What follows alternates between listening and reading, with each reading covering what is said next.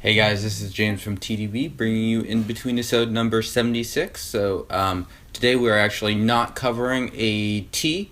This is a sort of a different InBetweenIsode, I guess you would say.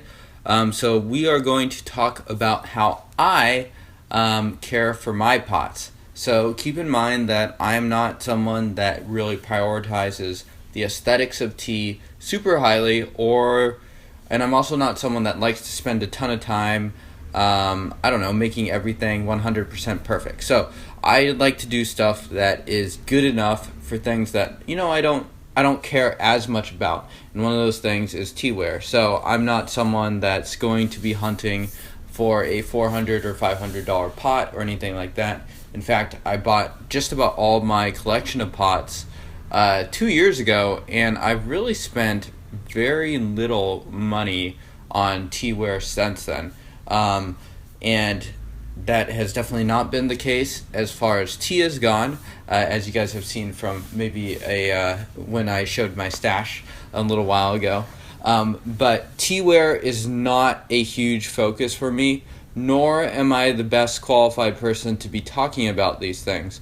I think for people that are really interested in learning more, you should definitely go check out Marshall Insights. That's MARSHALN.com, and go into the Yixing section. He has a fantastic post which I just looked over myself to kind of remind myself of what are the frequently asked questions about caring for your pots, what's important and what's not. Alright, so the first thing is, how do I season my pots? Do I do something where I do it in a tub of water, get it boiling, and toss a bunch of leaves in there of whatever tea I'm planning on seasoning? And the answer is no, I don't. What I do when I get a pot, or at least what I did when I got these pots, these are actually both pots for aged oolongs. They're from the 90s or 80s, I forget. One of the common things that people will do is they'll boil the pots. The idea is to get rid of any sort of sediment or any of the nasty stuff that may have been in the clay. You don't know how it was used beforehand, so it's best to be safe. So that's a good idea.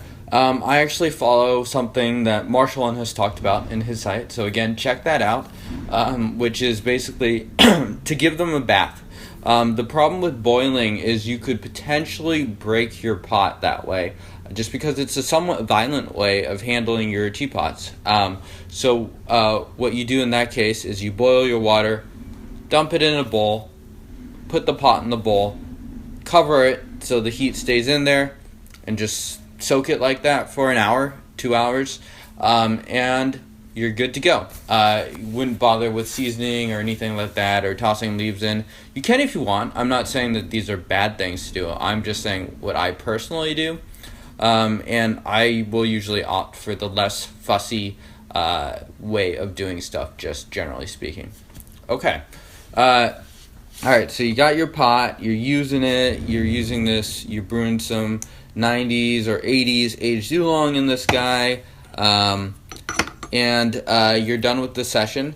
One common question is how quickly do you need to clean it out? Usually I say, it could depend on the tea. I think certain teas are more likely to get a little bit moldy, stemmy teas, or maybe a little bit funky teas like ripe pu'er. I think I would veer towards the sides of cleaning out pretty fast.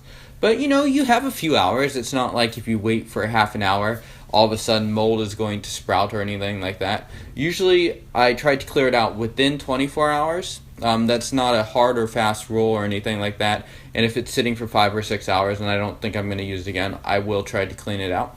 And that usually just means dumping the leaves, getting rid of it, clearing everything out to the best that I can.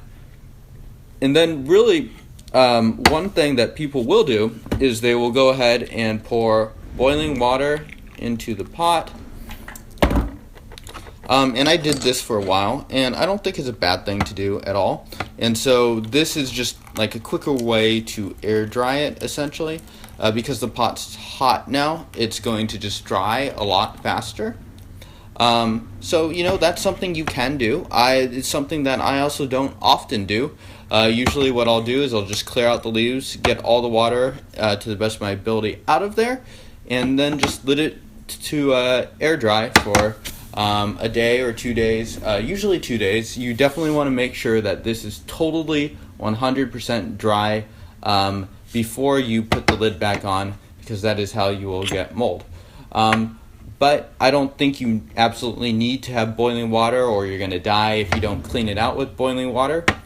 Another thing I do not do, this one is probably obvious, is you don't want to use soap or detergent. That's just generally a bad idea when these things are concerned.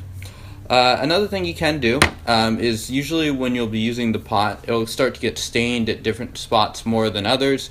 You could use a brush. I think a painting brush is usually what's commonly used. Again, I did that for a bit and then I decided not to. And it can just sort of even out the stains on the pot. Yeah. Let's see, what else is on my list? Yeah, and that's just about it. You just want to use your pot, you want to enjoy it. Sometimes they'll get clogged. I have a toothpick handy in case of that. You could use something else too. You obviously don't want to use something that's too abrasive that will harm your pots. Especially some of these older ones do tend to get clogged, so you could end up with a very messed up brew if you're like, oh shit, I gotta clear this out, and you don't have anything handy, and the pot's basically not pouring hardly at all. So that's another small thing you can do just to prevent tea accidents, especially if you have company over or whatever. Yeah, and so usually, I mean, you can see that you just leave those lids open, let them dry on their own. They're usually pretty. Usually, you just don't want to make big mistakes like leaving leaves in there for too long, or not drying it totally properly, or putting the lid on too soon. And I think those mistakes could be bad if you let them happen and like you didn't use the pots for another month or something like that. Okay, well. I think that just about concludes this InBetweenIsode. Again, please check out Marshall's website, those of you that are interested. This is definitely one of my most frequently asked questions. I think there are a lot of truths, and there's a lot of misinformation that goes on here. I'm not the biggest believer in that seasoning pots or whatever is going to enhance the effect to enormous degrees or anything like that. I think really if you want to make the best cup of tea, there are less expensive things that you can worry about rather than trying to buy a $500 pot or anything like that. So, I strongly encourage everyone to examine why you want the teaware. There's nothing wrong with brewing with a nice pot that is very reasonably priced and gets the job done. I am a user of Yixing's, but I think it's important not to accumulate too much of a hoard of teaware if you are someone that likes to collect those stuff. But yeah, at this point I am rambling, so I will see you guys next week.